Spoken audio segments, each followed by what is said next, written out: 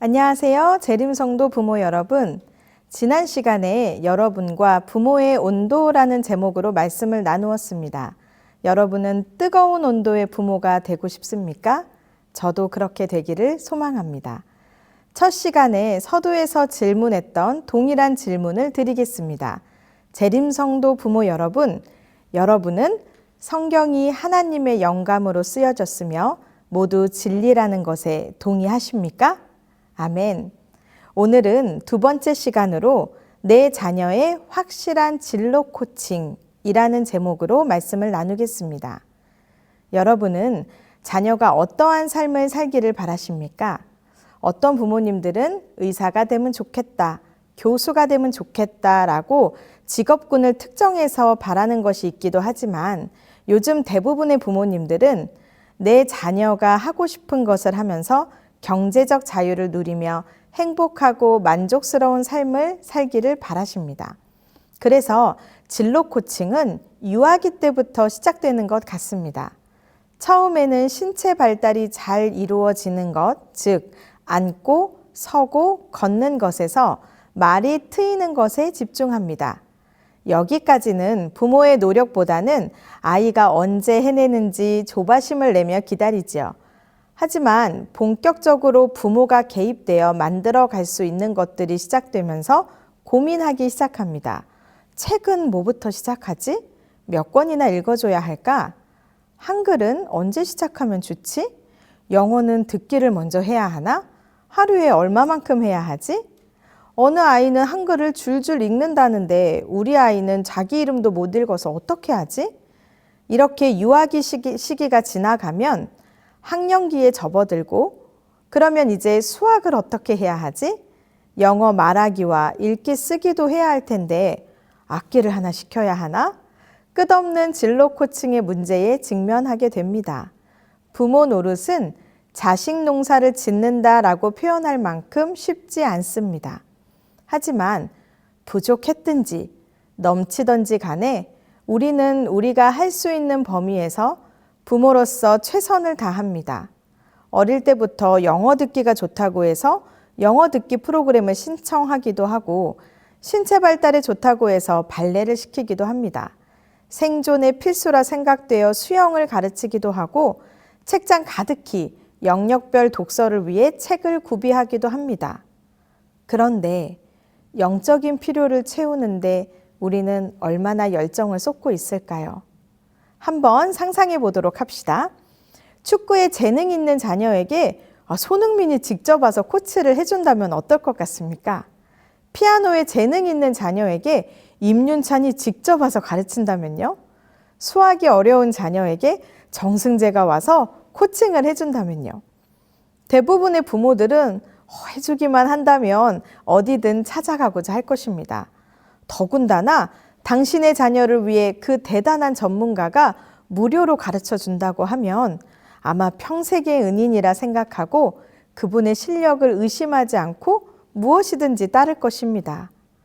그런데 나와 내 자녀를 위해 목숨을 바치신 우리 하나님께는 우리 아이를 얼마나 신뢰하고 맡기고 있습니까?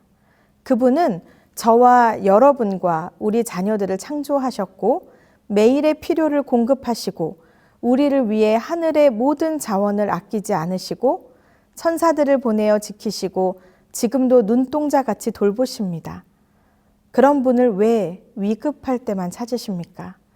내 자녀는 철저히 위탁받았다는 것을 기억해야 합니다. 우리 부모들을 하나님의 대리자로 삼으시고 자녀를 주셨습니다. 마지막 시대를 사는 부모들이여 라오디게아에게 말씀하시는 경고를 들어봅시다. 내가 말하기를 나는 부자라 부요하여 부족한 것이 없다 하나 내 공고한 것과 가련한 것과 가난한 것과 눈먼 것과 벌거벗은 것을 알지 못하는도다. 우리는 교회에 출석하고 교회 프로그램을 잘 참여시키는 것만으로만 만족해서는 안 됩니다. 표상적인 것에 만족하여 부족함이 없다고 생각하는 이들에게 하나님께서는 가련하고 가난하고 눈멀고 벌거벗었다고 말씀하십니다. 우리가 자녀에게 코칭해야 하는 가장 중요한 진로는 바로 하늘 시민으로 가는 길입니다.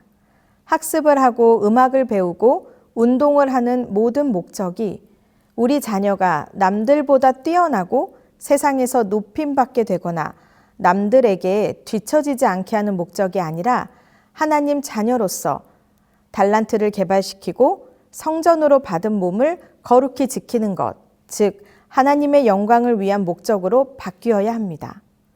하나님의 자리에서 나를 내리고 그분의 방법을 물어보아야 합니다. 여기까지 들으셨을 때 어떤 마음이 드십니까? 하나님의 방식은 너무 어렵습니까? 세자녀 지도법 64페이지 영감의 말씀은 이렇게 말하고 있습니다. 부모들이 누가 이것을 감당하리요? 라고 묻는 것은 당연한 일이다. 오직 하나님께서만 그들의 모든 것을 충족시켜 주신다. 부모들이 하나님을 도외시하고 그분의 도우심과 권고를 듣지 않는다면 그들의 임무는 진실로 절망적이다. 그러나 기도와 성경 연구와 그들 편에서의 진지한 열성으로서 이 중요한 의무를 훌륭하게 성공적으로 수행할 수 있으며 그들의 모든 시간과 노고에 100배의 보상을 받을 것이다. 때때로 마음이 약하여질지도 모른다. 그러나 그들이 사랑하는 자녀들의 현재와 미래의 행복을 위협하는 위험을 생생하게 느낄 때 그리스도인 부모들은 힘과 지혜의 근원으로부터 도움을 얻고자 한층 더 간절하게 간구하게 될 것이다. 우리에게 자녀를 맡기신 일을 신뢰하십시오. 우리는 당장에 일어날 일조차 알지 못하는 어리석은 부모들입니다. 그러나 영원까지 내다보시고 만유의 주인이시고 저와 여러분과 우리 모든 자녀들을 창조하신 능력 많은 분이 우리를 돕기 위해 대기하고 계십니다. 하나님은 부모들에게 아이들을 맡기고 알아서 하라며 뒷짐지고 얼마나 잘하나 체크리스트를 가지고 평가하시는 분이 아니십니다. 피로 사신 귀한 영혼들로 보시고 갈급한 심정으로 바라보십니다. 도와달라고 요청하시기를 기다리십니다. 그리스도의 사랑이 우리를 강권하고 계신 것입니다. 이를 믿기 위해 그분을 의지하기 위해서는 부모가 먼저 성경을 펼쳐보시기 바랍니다. 그분이 얼마나 신뢰할 만한 분인지, 그분의 사랑이 얼마큼 큰지, 감추어진 보화가 무엇인지 한번 찾아보세요. 가장 가치 있는 것을 자식에게 주고자 하는 게 다 부모 마음이지 않습니까? 집과 땅과 내 모든 것을 팔아서라도 사고 싶은 그 감추어진 보물을, 그 가치를 발견해 보세요. 그러면 그것을 내 자녀에게 나누어 주지 않고는 견딜 수 없을 것입니다. 전쟁은 내가 싸우는 것이 아니라 나를 통해 승리하시는 전지전능한 사랑의 하나님께서 하시는 것을 보게 될 것입니다. 세상의 시선과 기준이 더 이상 나를 좌지우지하지 못할 것입니다. 그분의 방법이 아니고는 안전할 수 없음을 알게 될 것입니다. 그리고 우리의 자녀를 주님의 십자가 아래로 데리고 오게 될 것입니다. 내 아이를 사단에게 빼앗기지 않고 올바른 길로 인도해 달라고 기도하십시오. 그분의 약속을 주장하십시오.